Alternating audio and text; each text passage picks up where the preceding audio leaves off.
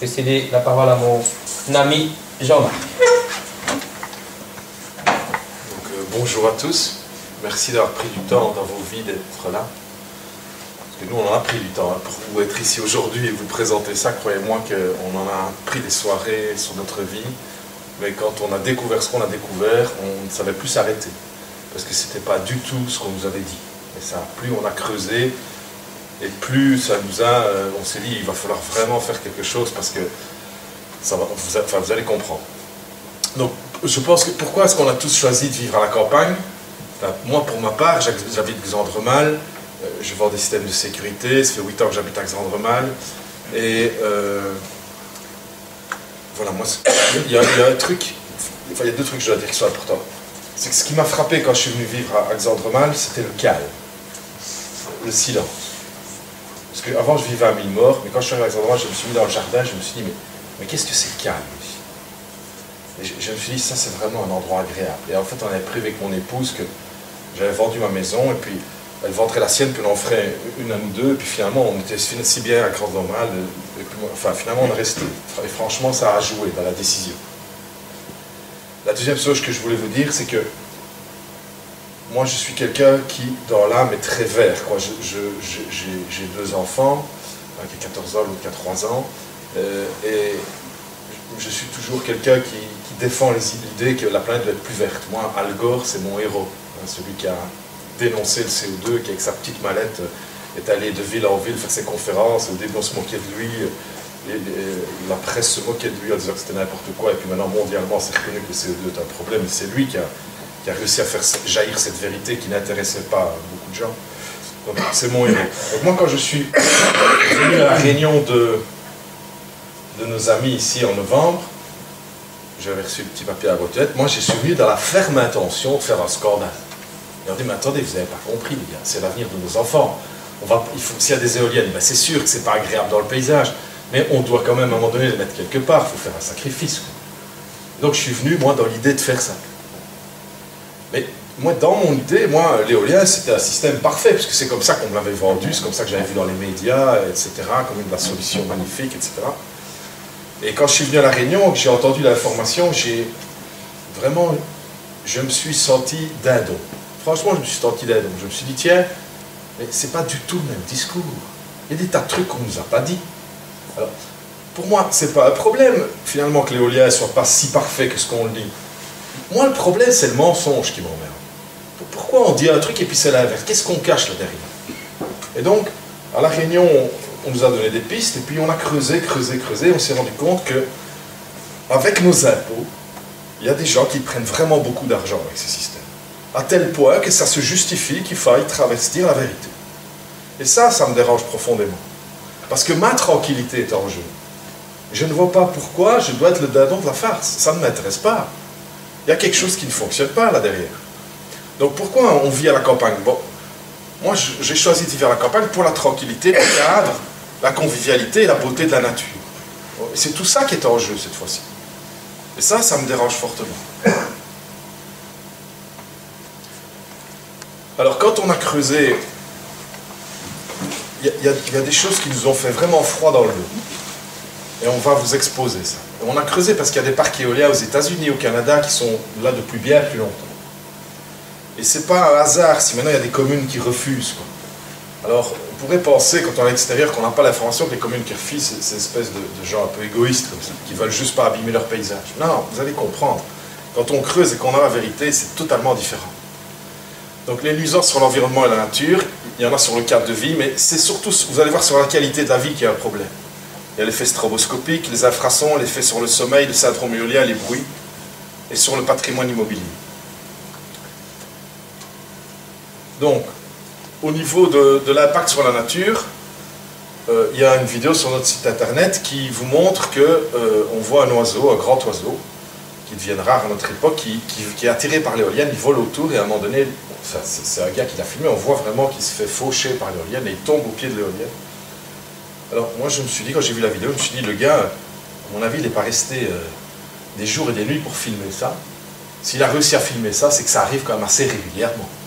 Parce que je le vois mal rester comme ça avec sa caméra pendant des heures et des heures. Donc, on estime, Hein, mais c'est encore des informations à vérifier. Avec ces 12 oiseaux par an par éolienne sont tués. Mais nous, on a mis les minimums parce qu'on veut essayer d'être le plus proche de la vérité. Donc c'est 12 oiseaux minimum par an par éolienne. Il y en a des gens qui disent que c'est plus. Hein.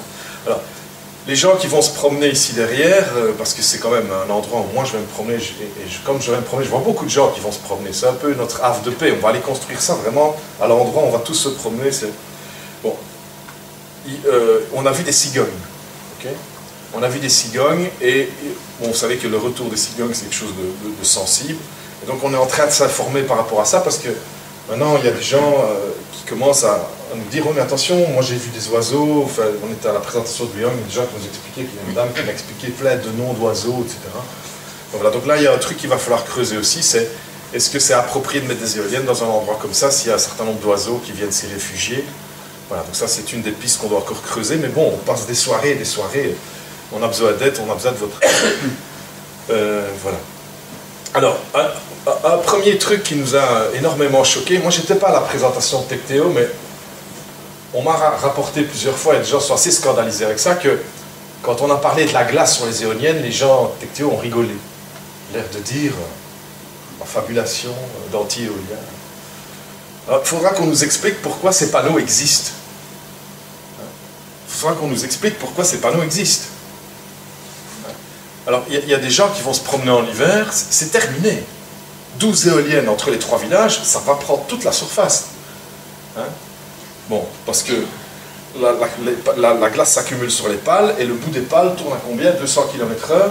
Donc un morceau de glace qui se détache, c'est une balle de fusil. Hein? Donc, voilà. Ça, alors on a dit qu'on pouvait chauffer les pales pour que ça n'arrive pas, mais s'il faut chauffer les pales, ça prend du courant. Et on a dit, aux dernières informations, qu'elles ne seraient pas chauffées, les nôtres. Okay, enfin, voilà. Bon. Bref. L'effet stroboscopique. Alors l'effet stroboscopique, ben, à un certain moment de la journée, le soleil descend, et forcément donc l'ombre de l'éolienne s'allonge. Mais comme elle fait 150 mètres de haut, forcément l'ombre peut aller très loin. Mais comme les éoliennes sont quand même relativement près de nos villages, on risque de le subir. Alors c'est vrai que l'effet stroboscopique, il faut être réaliste, c'est pas un truc qui va durer toute la journée, puisque c'est un moment de la journée, le soleil est bas.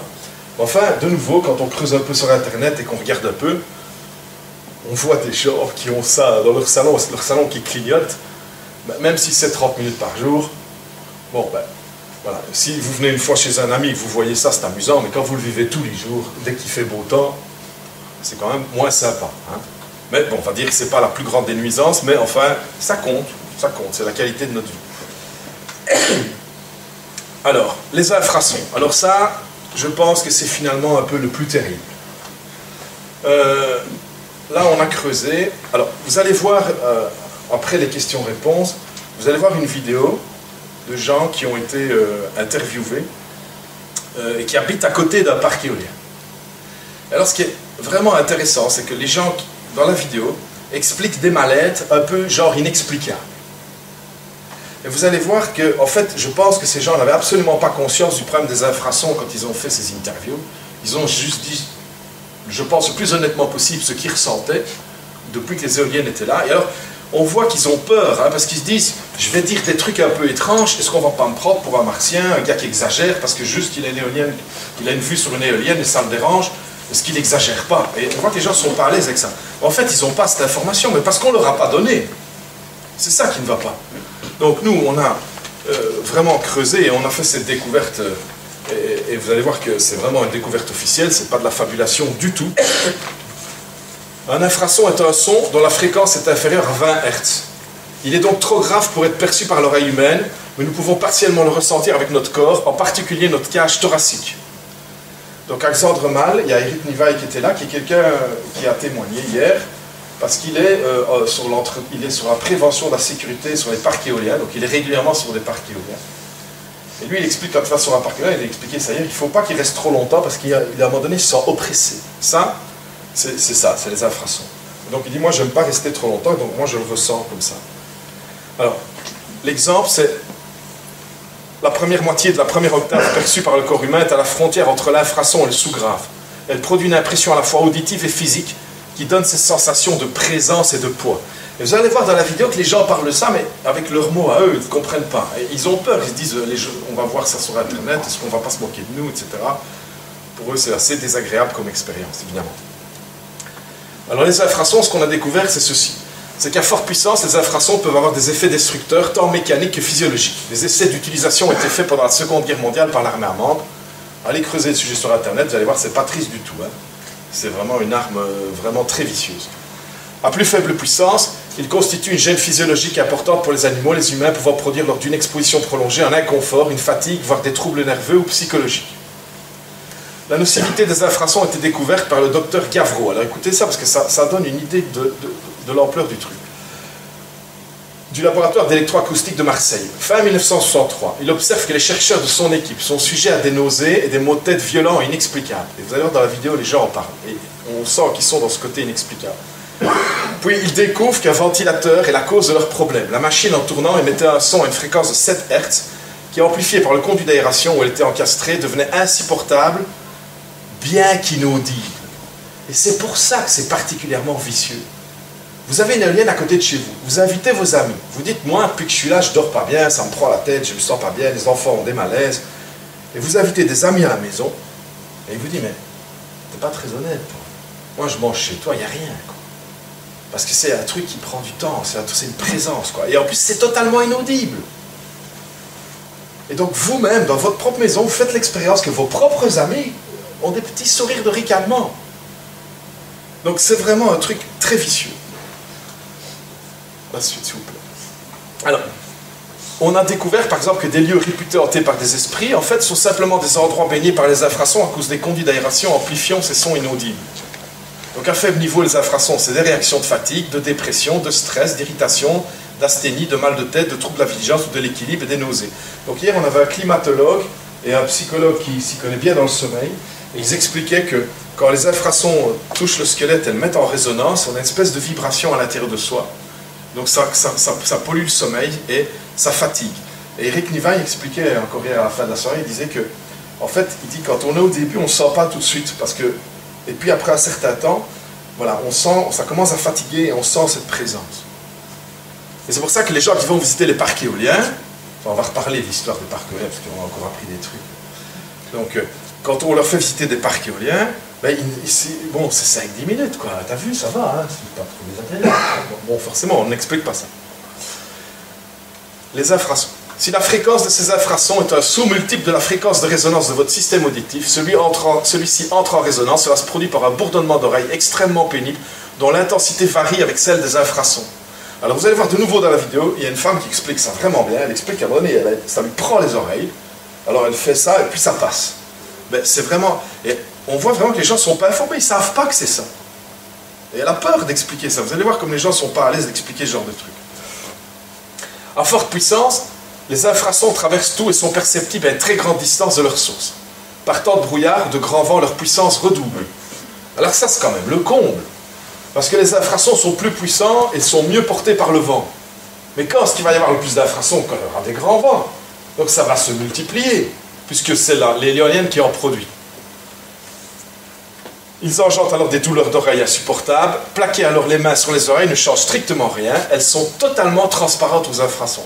Donc la particularité des infrasons, c'est que ça passe à travers un mur de ferme d'1,5 mètre d'épaisseur. L'infrason n'est absolument pas arrêté. Donc hier, il y avait quelqu'un qui expliquait que la bombe atomique produit des infrasons. Quand une bombe atomique explose, les infrasons font le tour de la Terre. Et quand on fait la mesure de l'autre côté de la Terre, ils n'ont perdu que 5% de leur puissance. Et ils repartent dans l'autre sens. Donc pour vous dire à quel point c'est quelque chose qui ne s'arrête pas facilement. Donc vous pouvez mettre ce que vous voulez devant chez vous, mettre un mur dans votre jardin, ça passe à travers. Alors les effets sur le sommeil. Donc hier il y avait quelqu'un qui a un peu expliqué ça, donc je vais essayer de le faire pour lui. Une nuit c'est 3 à 5 cycles de sommeil de 90 minutes. Les phases de 1 à 4 c'est le sommeil lent, et après le sommeil paradoxal, la période où on rêve, où on restructure le cerveau. Les enfants en ont énormément besoin, parce que le sommeil, c'est dans le sommeil que les enfants restructurent toute l'information, l'énorme quantité d'informations qu'ils ont reçues. Alors la phase 3 et 4 c'est le sommeil profond, qui est très important sur l'enfant. C'est le sommeil où on ne rêve pas, et c'est vraiment la phase de repos. Alors ce qui est très vicieux, c'est que quand votre sommeil est abîmé, en fait vous dormez, mais vous ne descendez pas en 3 et 4. Donc vous vous réveillez fatigué. Vous allez voir que dans la vidéo, il y a des gens, ils ne savent plus quoi faire, mais bon, voilà, ils dorment vraiment plus bien. Alors les infrasons, le bruit des pales qui tombent dans le silence de la nuit, ont par leur influence sur notre corps la particularité de mettre en alerte notre organisme et donc de l'empêcher de se laisser aller en sommeil profond, réparateur. Il faut aussi voir que la plupart du temps, quand on fait écouter les éoliennes, ça me fait rire quand c'est à Villers-le-Bouillet avec l'autoroute à côté qui fait un boucan monstrueux, ça ne me fait pas trop de bruit. Mais il y a une différence au moment où la nuit tombe, le moment de l'endormissement, le moment du calme, c'est le retour au calme avec les gosses, où on va aller dormir, hein, en soirée où le vent tombe. C'est pour ça qu'on voit parfois des gens qui voyagent à la tombée du jour, les montgolfières, ça se décolle à la tombée du jour, parce qu'à la tombée du jour, il y a un moment où le vent tombe comme ça. Et puis le vent redémarre, souvent au début de soirée, et c'est un moment beaucoup plus calme, il y a moins de circulation sur les routes, etc. Et comme on est au calme, le son s'entend beaucoup plus fort, porte beaucoup plus loin, et c'est juste le moment où on doit s'endormir. Donc c'est un peu le problème. Alors, nous, ce qui nous intéressait, c'était d'aller vers la vérité. Okay. Donc on a commencé à creuser, et on s'est rendu compte que, vous savez, les Canadiens sont des gens qui sont reconnus dans le monde comme étant la tranquillité de la vie. Pour eux, c'est très important. Et donc, au Canada, ils ont vraiment connu le même problème. Il y a des gens au début qui disaient « Ouais, mais bon, moi, les éoliennes, je veux bien, limite, mais pas près de chez moi. » On va en reparler de ça, parce que ça, c'est vraiment pas agréable. Mais finalement, il y avait tellement de gens qui se plaignaient qu'à un moment donné, il y a eu des enquêtes, etc. Et on a quand même fait, vous allez voir, maintenant, il y a, et heureusement pour nous, parce que ça tombe bien, il y a vraiment des études officielles qui démontrent qu'il y a un problème. Donc le syndrome éolien, vous allez voir sur Internet, creusez par vous-même, vous verrez, c'est troubles du sommeil, maux de tête, bourdonnement, vertige, anxiété, dépression, irritabilité. Donc le docteur Nina Pierpont, rapport scientifique du 20 décembre 2009, recherche originale primaire sur des personnes symptomatiques vivant près des grandes éoliennes, 1,5 à 3 MW. Nous, ce sera des 3,4 MW. Okay. Après avoir... Si il n'augmente pas, parce que vous allez voir aussi qu'on se rend compte qu'on annonce quelque chose, puis parfois au dernier moment avant de construire, hop, on monte la puissance parce que, voilà, on a de l'argent en jeu. Après avoir pris en compte les données probantes et les témoignages de 26 personnes, un tribunal d'examen environnemental en Ontario a reconnu, dans une décision officielle en 2011, que les éoliennes industrielles peuvent nuire à la santé humaine. Donc maintenant, qu'on arrête de venir nous prendre pour des... Je suis désolé, quoi. Non, il n'y a pas de problème, c'est de la fabulation. Allez, stop, quoi. C'est... Bon... C'est dans un tribunal. Alors, le syndrome éolien, c'est... Les enfants sont affectés aussi bien que les adultes, surtout les adultes plus âgés. Donc voilà la distance. Okay. Donc les recommandations des différents offices de la santé, c'est minimum 1500 mètres pour commencer à avoir moins de problèmes. Okay. Et puis vous allez voir qu'il y a d'autres endroits où c'est plus. Bon, nous, elles seront à 600 mètres. Okay. Alors, Roté et Wyon, vous êtes les plus près. C'est vraiment chaud. Alors, les enfants sont affectés aussi bien que les adultes, surtout les adultes plus âgés. Les personnes déjà sujettes aux problèmes de migraine, de sensibilité au mouvement, ou ayant une structure de l'oreille interne endommagée, comme la perte d'audition d'une exposition au bruit industriel, sont plus susceptibles que les autres face au syndrome éolien. Okay, donc ça, il faut le savoir. Les bruits. Alors, ils proviennent de deux sources principales. Le bruit mécanique, au niveau de la nacelle, plus ou moins 120 décibels. Le bruit aérodynamique, engendré par la circulation du vent à travers les pales de l'éolienne et par le passage des pales devant la tour. À chaque passage de la pale devant le mât, un ouf est émis. Vous verrez dans la vidéo aussi que les gens en parlent, c'est que ça les dérange. Les pales des éoliennes produisent surtout des sons graves qui se propagent très loin, en fonction de la topographie des lieux, de l'orientation du vent et du nombre d'éoliennes. Alors ça aussi, quand on fait visiter un parc éolien à quelqu'un, qu'on met au pied d'une éolienne, c'est vraiment pas le bon endroit pour entendre, ça fait du bruit, puisque le son circule comme ça. Il y a parfois des paradoxes, il y a des éoliennes qui sont là, il y a un village dans le creux, puis un village sur la colline. Et finalement, le village qui est sur la colline ressent plus le bruit que le village qui est dans le creux, qui est plus près. Okay. Donc, il faut... Mais ça, de nouveau, on ne le dit pas. Hein, les pales des éoliennes produisent surtout... alors, les pales des éoliennes produisent sur son grave qui s'arrange en fonction et du nombre d'éoliennes. Alors, le nombre d'éoliennes, ça c'est important, on va quand même en avoir 12. Hein. C'est vraiment beaucoup, hein, et bien concentré, donc il va y avoir un effet de résonance plus fort. Comme en plus ce bruit est émis à plus de 100 mètres de haut, il se propage mieux que celui émis au sol sans être atténué par des obstacles habituels tels que la végétation, la construction, évidemment.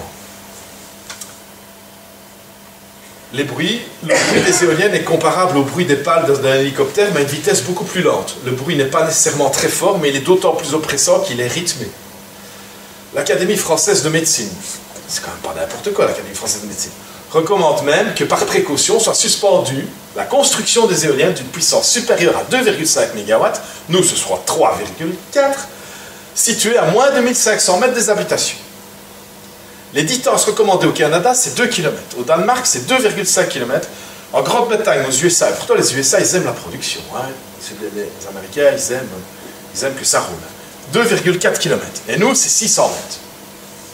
Alors il y a une raison à ça, qui est toute simple, qui est compréhensible, c'est qu'on est, au centre de l'Europe, on est dans une densité qui est forte. C'est difficile de trouver des endroits en Belgique où on peut mettre quelque chose à moins de 6, à 1500 mètres d'une maison, puisque quand on regarde sur Google Maps la Belgique, c'est quand même, la densité est forte, les villages sont forts près les uns des autres. Alors on a fait une loi qui dit 600 mètres. Bon, ok. Je pense que... Alors, voilà peut-être le truc le plus destructeur de l'éolienne. C'est une conséquence indirecte. Al Gore, si vous avez regardé la DVD d'Al Gore, il explique que ce qui est vraiment très désagréable, c'est que quand il y a de l'argent en jeu, les lobbies se mettent en route. Et les lobbies, c'est dire à un docteur, c'est dire à un scientifique, écoute, si tu dis ça dans la presse, on ne t'oubliera pas, d'accord? Mais explique ça dans la presse.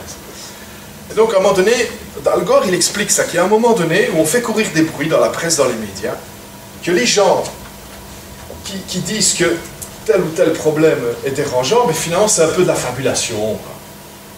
Alors, pourquoi c'est extrêmement désagréable? Parce que vous n'avez rien demandé à personne. On vient vous mettre une éolienne derrière chez vous. Tout d'un coup, vous ne dormez pas bien. Vous avez des problèmes, vos enfants ont des problèmes, ça vous touche vos enfants, ça vous révolte. Et puis, quand vous voulez en parler, ben, en plus, comme l'infrason est inaudible, les gens commencent à sourire, comme je vous l'ai dit tout à l'heure. Quand on est allé à la réunion d'OT, M. Watley nous a dit, ben oui, on veut du verre, mais bon, voilà, pas dans mon jardin, pas dans mon jardin. Mais c'est une phrase qui est lâchée comme ça. M. Watley, je pense qu'il n'a pas pris la mesure de ce qu'il disait, parce que je pense que, voilà, on est totalement apolitique ici. Hein. On a vraiment, nous, on vraiment rien à voir avec la politique, nous, on veut juste défendre notre tranquillité, nos maisons. Donc M. Watley, je pense, ne mesurait pas ce qu'il disait, il a repris une phrase qui est dans les médias, etc. Mais est-ce que vous vous rendez compte que vous ne dormez pas la nuit, vos enfants ont des problèmes, et en plus, dans les médias, autour de vous, dans vos amis, ce qu'on pense de vous, c'est que vous êtes un espèce d'enfoiré égoïste qui ne pense qu'à lui, parce que c'est pas dans mon jardin. Alors, vous le vivez vraiment très mal, hein, parce que vous souffrez, mais dès que vous ouvrez la bouche pour dire « ouais, mais je souffre », ouais, c'est ça. Allez. Ce que tu n'aimes pas, c'est d'avoir une éolienne dans la vue de ton ciel. Hein, et tu n'es pas pour une planète plus verte. Donc en Ontario et ailleurs, certaines personnes ont dit avoir éprouvé des effets négatifs sur leur santé parce qu'elles habitent près des éoliennes industrielles. Les rapports d'effets indésirables sur la santé dus au parc éolien ont été bafoués par certains commentateurs, y compris des représentants des gouvernements et d'autres organisations. Les médecins ont été exposés aux efforts pour convaincre la population des bienfaits des éoliennes industrielles tout en minimisant les risques pour la santé. On a stéréotypé les personnes qui s'inquiètent des effets indésirables des parcs éoliens comme étant des « pas dans ma cour ». Alors, vous savez, les Canadiens, ils parlent un français différent du nôtre. Vous avez déjà remarqué ça, hein? Bon. Donc, chez eux, c'est pas dans ma cour, et chez nous, c'est pas dans mon jardin. Mais donc, si demain, vous commencez à vous plaindre qu'on abîme la qualité de votre vie, vous allez devenir pas dans mon jardin. On va commencer à vous prendre, et voilà ce que vous allez ressentir, quoi. Okay? Et c'est pour ça qu'aujourd'hui, vous allez voir dans la vidéo, les gens, c'est trop tard, les éoliennes sont là, c'est trop tard. Et ils le disent dans la vidéo, c'est trop tard. Nous, on est avant. Okay? Avant, on peut encore faire quelque chose. Alors évidemment, tout ça va avoir des conséquences. Parce que quelqu'un qui vient, vous voulez vendre votre maison, vous atteignez un certain âge, vous voulez prendre un appartement parce que vous savez vous déplacer plus difficilement. Votre capital, c'est votre maison. Donc vous voulez la vendre. C'est ce qui va vous permettre d'avoir des vieux jours un peu plus confortables, plus faciles, peut-être plus un jardin à tondre, etc. Vous voulez vendre votre maison. Mais le gars qui achète votre maison, qui voit des éoliennes au bout de votre jardin, qu'est-ce qu'il fait? Il va tapoter sur Internet. Il va voir que le syndrome éolien est là, etc. Il ne va pas accepter de l'acheter au prix du marché. Il va vous dire, moi je ne l'achète pas à ce prix-là. Et Daniel vous expliquera ce qui s'est passé à ce niveau-là, parce qu'il est comptable, les chiffres, il est plus fort que vous. Donc, alors, les alternatives. Mais les alternatives, c'est qu'hier, on avait un climatologue qui était là et qui expliquait que l'éolien offshore. Alors, la loi pour l'éolien offshore demande que, vous savez que l'éolien est d'office associé à turbine gaz-vapeur. Et donc, il y a des normes. Et donc, pour que ça soit en équilibre au niveau du budget, que vous puissiez toucher nos impôts, parce que c'est ça, il ne faut pas oublier, c'est nos impôts qui se mettent dans la poche de certaines personnes qui prennent beaucoup d'argent en installant des éoliennes qui ne sont pas extrêmement productives en finale, hein, et il faut compenser ça par du gaz. Et en final, ce que le climatologue expliquait, il dit, moi j'entends des bruits qui courent qui disent que les éoliennes de Zeebrugge, on doit les brider, parce que si elles fonctionnent trop fort, il n'y a plus l'équilibre respecté avec le gaz, et donc au niveau du pognon, ça fait un problème. Non mais où va-t-on? Où va-t-on? Moi je vous le dis, où va-t-on? Ça devient n'importe quoi. Donc on prend notre pognon, on nous met des éoliennes dans notre jardin, on nous stigmatise en disant qu'on est des égoïstes, et puis derrière, sans rien dire, on les diminue parce que, ouais, attention, parce que là, on va perdre un peu du fric. Non, allez, stop. Ouais. Alors on nous dit que les éoliennes sur l'autoroutier, ça pourrait être une solution, mais c'est beaucoup plus cher. Ben, le pognon, on sait où il est.